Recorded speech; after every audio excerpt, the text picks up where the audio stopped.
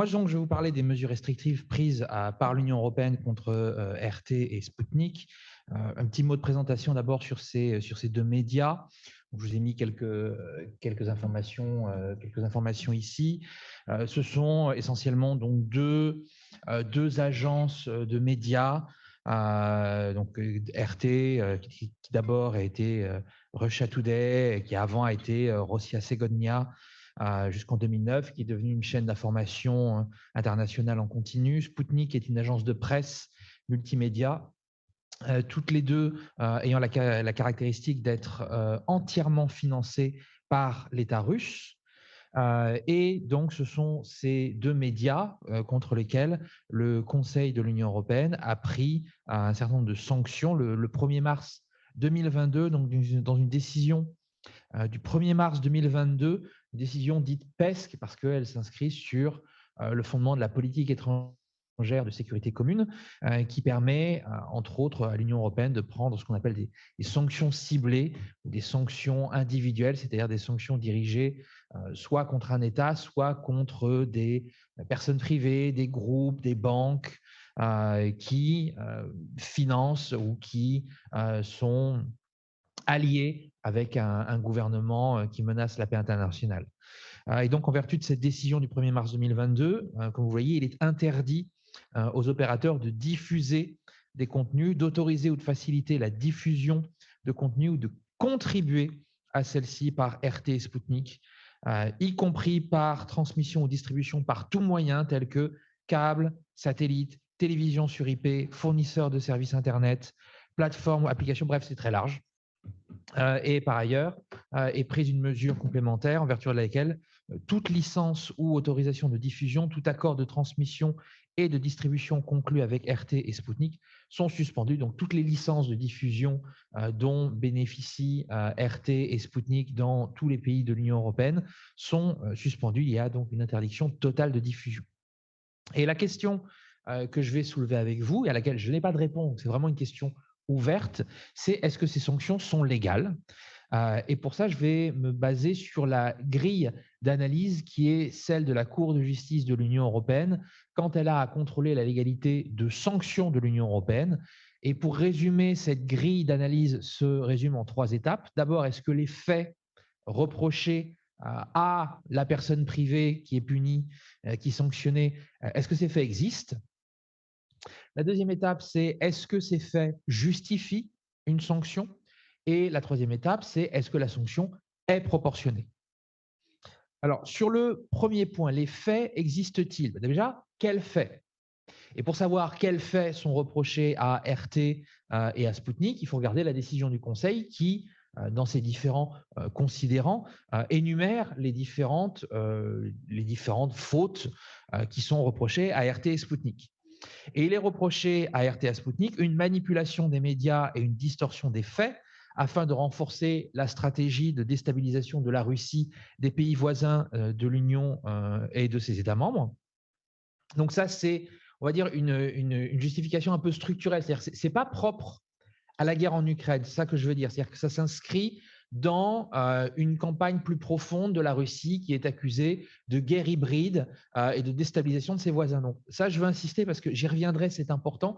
C'est indépendant, c'est plus large que l'agression de l'Ukraine. On est dans un contexte plus structurel. Et puis, il y a plus conjoncturellement, plus spécifiquement, la justification et le soutien de l'agression de la Russie contre l'Ukraine par des actions de propagande continue et concertée à destination de la société civile dans l'Union et dans les pays voisins, en faussant et en manipulant gravement les faits. Donc il y a deux éléments. Il y a des éléments de manipulation des médias et de distorsion des faits dans le cadre d'une guerre hybride de longue haleine et une propagande au service de l'invasion russe en Ukraine. Donc là, on cible plus le conflit russo-ukrainien. Donc il y a deux éléments. Il y a l'élément de désinformation et l'élément de propagande. Katia Roux a beaucoup déjà insisté sur la définition de la désinformation et les distinctions qu'il faut faire entre désinformation, mésinformation, etc. Je ne vais pas revenir outre mesure, je vais juste me baser un peu sur des définitions qui ont été développées dans le cadre de l'Union européenne. Pour la désinformation, on a une communication de la Commission de 2018 qui nous explique qu'on entend par désinformation les informations dont on peut vérifier qu'elles sont fausses ou trompeuses, qui sont créées, présentées ou diffusées dans un but lucratif ou dans l'intention délibérée de tromper le public et qui sont susceptibles de causer un préjudice public. Donc, il y a plusieurs éléments. Il y a le fait que l'information soit fausse ou trompeuse et le fait qu'elle poursuive un objectif ou une intention délibérée. Donc, il y a un élément intentionnel dans la désinformation qu'Atia Roux l'a souligné. La propagande, par contre, c'est beaucoup plus flou. Il n'y a pas vraiment de définition juridique claire de ce qu'est la propagande. Alors, je me suis rabattu sur un bon vieux dico, le Larousse, qui nous dit que la propagande, c'est l'action systématique exercée sur l'opinion pour lui faire accepter certaines idées ou doctrines, notamment dans le domaine politique ou social. Avec un élément important qui est que, ici, le caractère faux ou trompeur n'est pas un élément de définition. C'est-à-dire que le fait de diffuser des informations qui sont vraies, mais qui vont être sélectionnées, d'accord, de façon délibérée, pour appuyer une doctrine, pour imposer une opinion, pourra être caractéristique de propagande. Alors, bon, sur cette question-là, est-ce que RT et Sputnik sont coupables de désinformation ou de propagande? Alors là, c'est essentiellement une question de fait. Là, j'avoue les limites de mon expertise. Je préfère ne pas, enfin, j'ai pas suffisamment d'éléments pour aller dans un sens ou dans l'autre. On remarquera juste que, et je pense qu'il faut distinguer parce que RT notamment, RT c'est assez intéressant. Vous avez plusieurs branches de RT. Vous avez RT France, vous avez RT Royaume-Uni, vous avez RT Allemagne, et les différentes branches de RT n'ont pas le même comportement du tout. On sait que notamment RT Royaume-Uni se livre à de la désinformation grossière, il y a des outrances intégrales. RT France est beaucoup plus subtil. Et il y a assez peu de condamnations administratives ou pénales de RT France. J'ai juste trouvé une décision du CSA français du 28 juin 2018 qui mettait en demeure RT de respecter l'exigence d'honnêteté de l'information à l'occasion de la diffusion d'un reportage sur le conflit syrien. Mais en fait, RT France a tendance à plutôt rester dans les clous. Et donc ça, c'est assez intéressant comparé à d'autres filiales de RT. Donc voilà, je n'irai pas sur le terrain de est-ce que RT et Sputnik font de la désinformation ou de la propagande. Ça, c'est vraiment une question de fait. Donc ça nécessiterait vraiment une analyse minutieuse. Alors, est-ce que ça justifie une sanction si effectivement RT et Sputnik font de la propagande et de la désinformation? Et je pense qu'il faut regarder les deux aspects séparément. D'abord, est-ce que c'est légitime de prendre des sanctions si RT et Sputnik font de la désinformation? Est-ce que c'est légitime de prendre des sanctions si RT et Sputnik font de la propagande de guerre? Alors, concernant la désinformation, je m'appuierai ici sur la jurisprudence de la Cour européenne des droits de l'homme qui fait une distinction entre trois types d'informations du point de vue de la censure. Les affirmations factuellement exactes, les affirmations factuellement inexactes et les opinions. Les opinions ne sont pas forcément basées sur des faits. Je pense que, je trouve que, ceci n'est pas bien, ceci est bien, voilà, c'est mon opinion. Ensuite, vous avez les affirmations de faits qu'on peut distinguer en affirmations factuellement exactes ou en tout cas rigoureusement et loyalement étayées. Au moins, on a fait l'effort de rechercher s'il y a une base factuelle, et puis les informations factuellement inexactes. Et ce qu'on remarque dans la jurisprudence de la Cour européenne des droits de l'homme, c'est que les affirmations factuellement inexactes sont moins bien protégées que les affirmations factuellement exactes ou que les opinions, même choquantes, puisque la Cour européenne des droits de l'homme a affirmé de longue date que toutes les opinions doivent être protégées. Donc, la désinformation est peu protégée, en tout cas dans son volet information fausse. Mais quid, cependant, et c'est un peu plus subtil, des informations trompeuses, c'est-à-dire des informations qui ne sont pas factuellement fausses, mais qui sont, on va dire, habilement triées pour orienter le public cible dans une direction déterminée. Et là, la question, c'est est-ce qu'on peut les considérer comme des opinions? Et si oui, est-ce qu'on peut avoir une protection plus forte dans la jurisprudence de la Cour européenne des droits de l'homme, sachant cependant ici qu'un élément qui peut jouer en défaveur de cette protection, c'est qu'on a affaire à des médias d'État. Et dans ce cas-là, est-ce que l'interférence éditoriale de l'État peut disqualifier cette plus forte protection? Donc là, on a deux éléments qui jouent dans des sens un peu différents. Ensuite, vous avez la question de la propagande de guerre. Et ici, on a un texte qui est le pacte des Nations Unies relatif aux droits civils et politiques de 1966, qui nous dit « Toute propagande en faveur de la guerre est interdite par la loi ». Donc là, on a un fondement international qui est plus solide, éventuellement, pour pouvoir vraiment interdire des médias. Le problème, c'est qu'est-ce que la propagande de guerre et ici, il faut peut-être faire une différence entre la propagande liée à la guerre et la propagande incitant directement à la guerre. Ce qui est interdit en droit international, c'est la propagande de guerre, c'est-à-dire la propagande en faveur de la guerre, c'est-à-dire tout ce qui attise la haine, tout ce qui est susceptible de mobiliser le public à l'encontre du peuple ukrainien, etc., etc. Mais ce n'est pas forcément toute propagande liée à la guerre. Quand, par exemple, des médias disent la Russie est en train de gagner, la Russie est en train d'atteindre ses objectifs, on a une propagande qui est liée à la guerre, on a une propagande qu'on pourrait peut-être qualifier de propagande de guerre. Est-ce que c'est une propagande en faveur de la guerre? Voilà, tout ça se discute fondamentalement. Et puis l'autre question qui se pose, c'est est-ce que les sanctions auxquelles on a affaire sont vraiment justifiées par la propagande de guerre? Seulement en partie, parce que je vous ai dit, il y a deux bases sur ces sanctions de l'Union européenne. Il y a l'aspect conjoncturel, la guerre en Ukraine, et en ce qui concerne la guerre en Ukraine, effectivement, la décision parle de propagande et donc vise la propagande de guerre, mais il y a aussi une base plus structurelle où il est reproché à la Russie, par le biais de RT et de Sputnik, de faire une campagne de désinformation, de guerre hybride pour déstabiliser l'Union européenne. Donc, la propagande de guerre n'est qu'une des raisons de la sanction. Et du coup, même s'il y a propagande de guerre, est-ce que c'est suffisant pour justifier l'ensemble des sanctions prises par l'Union européenne sur toutes les bases qui ont été choisies et notamment sur toute la durée qui a été choisie? Parce que là, il y a quand même un élément important sur lequel il faut que je revienne, et je pense que ça, c'est très important, c'est les sanctions contre RT et Sputnik, jusqu'à quand? Et ça, la décision nous le dit. Ces mesures devraient être maintenues jusqu'à ce que l'agression contre l'Ukraine prenne fin, ok, et jusqu'à ce que la Fédération de Russie et ses médias associés cessent de mener des actions de propagande contre l'Union et ses États membres.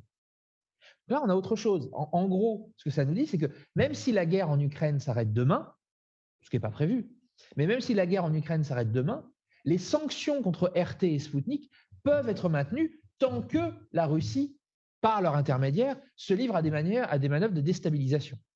Sauf que s'il n'y a plus de guerre, il n'y a plus de propagande de guerre. Et donc, la base propagande de guerre n'est plus valable. Et donc, on a juste la base des informations. Est-ce qu'elle est suffisante, vu tout ce que je vous ai dit, à justifier les sanctions? On peut se poser la question. On a quelques éléments, hein. On a une jurisprudence qui s'élève de 2017, donc des mesures restrictives qui avaient été prises contre un directeur d'une agence de presse nationale de la Fédération de Russie, Rossiya Segnoia, et le tribunal avait considéré que l'adoption de mesures restrictives à l'égard de personnes qui soutiennent activement les actions du régime sont justifiées. Donc ça nous donne éventuellement un précédent qui peut conduire à une considération de la légalité des sanctions. Mais bon, ce n'est pas tout à fait la même chose, donc il ne faut pas tout confondre. Est-ce que la sanction est proportionnée? Alors, la première chose qu'il faut remarquer, c'est qu'on a une sanction qui est très, très large, puisqu'elle concerne tous les moyens de diffusion, hein, je l'ai dit, télé, Internet, câble, satellite, tout. Donc, c'est super large. Et aussi qui concerne tous les contenus, y compris les contenus qui n'ont rien de politique et qui n'ont rien à voir à la guerre. Car la page art, les pages sport, les pages affaires de RT et Sputnik sont fermées comme le reste. D'accord? Quand bien même les résultats sportifs sont éventuellement peu susceptibles d'être des propagandes de guerre ou alors une autre guerre dans les stades. Donc c'est très très large. La seule limite, histoire d'essayer de trouver une forme de proportionnalité, c'est que la décision précise que les mesures n'empêchent pas ces médias et leur personnel d'exercer dans l'Union d'autres activités que la diffusion, telles que des enquêtes et des entretiens. Donc, en gros, les journalistes de RT et Sputnik peuvent continuer à faire des enquêtes dans l'Union européenne, ils peuvent continuer à faire des interviews dans l'Union européenne, mais ils ne peuvent pas diffuser dans l'Union européenne le résultat de ces enquêtes et de ces interviews. Donc ça, c'est la façon dont l'Union européenne essaye de proportionner ses sanctions. Vous ne pouvez pas diffuser, mais vous pouvez quand même travailler, parce que le produit de votre travail ne peut pas être diffusé. Et puis, il y a quand même des questions qui restent ouvertes sur le champ de la mesure. C'est bien joli de dire on ne peut pas diffuser des contenus, mais qu'est-ce que ça implique notamment? Est-ce que ça implique, c'est une question importante, une obligation pour les moteurs de recherche de masquer les résultats? Ils l'ont fait. Vous pouvez faire le test, vous pouvez aller sur Google, vous pouvez chercher des contenus RT et Sputnik, vous ne les trouverez pas. Mais est-ce que du coup Google va plus loin que ce que demandent les mesures? Est-ce qu'un moteur de recherche serait autorisé à donner des résultats, quitte ensuite à ce que les résultats voilà, soient masqués? Est-ce que d'autres médias peuvent diffuser du contenu de RT et Sputnik? Est-ce que dans les journaux télévisés, on peut diffuser du contenu, y compris pour le critiquer? C'est ça qui est intéressant. Est-ce qu'on peut diffuser du contenu RT et Sputnik pour le critiquer dans des médias non RT, non Sputnik? Nous, les chercheurs, les universitaires, est-ce qu'on peut diffuser du contenu RT et Sputnik, y compris pour le critiquer, encore une fois? Est-ce qu'il est possible de diffuser des photos et des captures d'écran? Effectivement, on ne peut pas diffuser des contenus de Sputnik, mais si on fait une capture d'écran, est-ce qu'on peut la diffuser, la tweeter, la diffuser sur les réseaux sociaux? Ce n'est pas clair. D'accord? Ça, c'est un peu des interprétations par extension des décisions. Et une autre question qui se pose, c'est était-il possible d'adopter des mesures moins restrictives? C'est souvent une question qu'on se pose en matière de proportionnalité. Est-ce qu'on pouvait labelliser les contenus? Est-ce qu'on pouvait faire un avertissement, comme faisait Twitter à l'époque de Trump, en disant, voilà, ces contenus sont dangereux, faites attention? Est-ce qu'on peut avoir une interdiction au cas par cas des contenus illégaux? C'est-à-dire, plutôt que d'avoir une interdiction globale et indifférenciée de tous les contenus, est-ce qu'on peut dire, attention, tel contenu est illégal, tel contenu est légal? Sachant que dans les pays d'Europe de l'Est, de l'Union européenne limitrophe de l'Ukraine, des mesures d'urgence prévues par la directive sur les services de médias audiovisuels étaient déjà en cours d'élaboration. Donc, on aurait pu avoir des approches plus ciblées. C'est-à-dire pas tout interdire, mais juste interdire les contenus problématiques.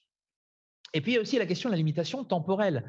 Ça aussi, c'est une question importante quand vous appréciez la proportionnalité d'une sanction, d'une limitation de liberté. C'est jusqu'à quand? Or, je vous l'ai dit tout à l'heure, la limitation temporelle de l'interdiction de RT et Sputnik, ce n'est pas la fin du conflit en Ukraine et en Russie, c'est jusqu'à ce que la Fédération de Russie et ses médias associés cessent de mener des actions de propagande contre l'Union et ses États membres.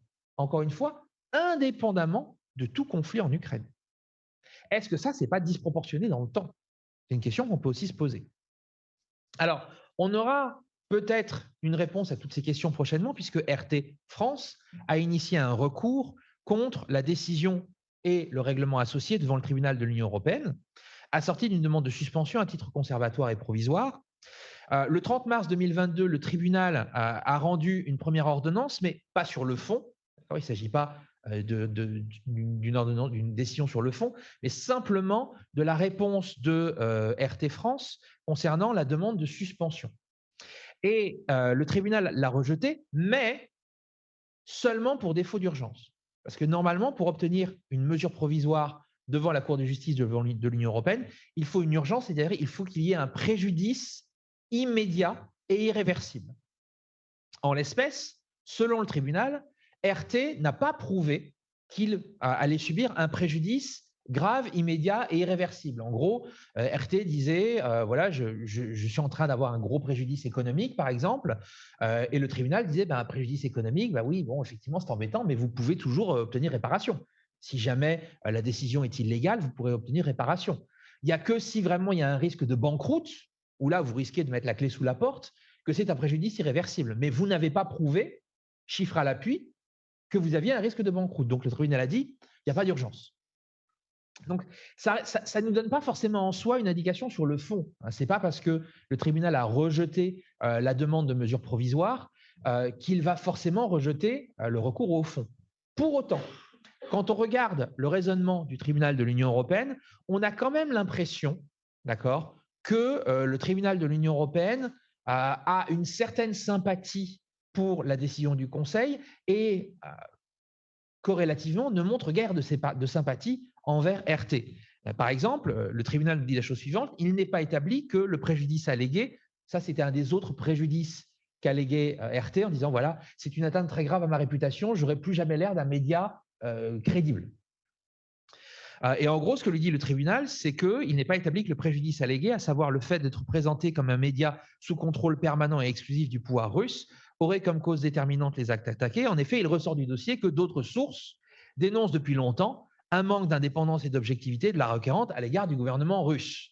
Donc là, assez clairement, le tribunal nous dit mon coco, ta réputation, elle était déjà entachée avant. Ce n'est pas la décision qui a fait ça, ce n'est pas la sanction qui a fait ça.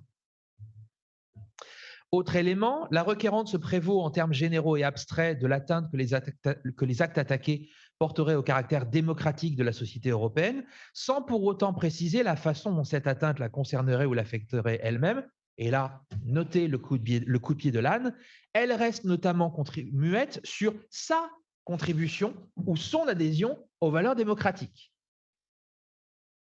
Vous noterez quand même que là encore, le tribunal ne déborde pas de sympathie a priori envers RT.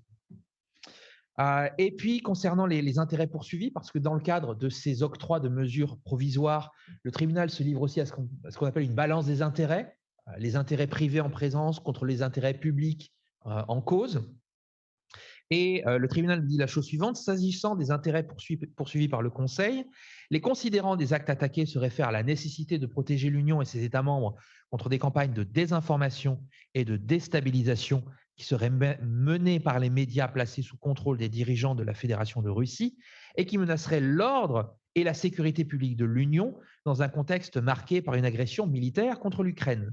Il s'agit ainsi d'intérêts publics qui visent à protéger la société européenne et s'insère dans une stratégie globale, laquelle vise à mettre un terme aussi vite que possible à l'agression subie par l'Ukraine. Donc ici aussi, on voit bien que le tribunal semble sensible à l'idée que ces sanctions poursuivent un intérêt qui est celui de mettre fin à la guerre en Ukraine.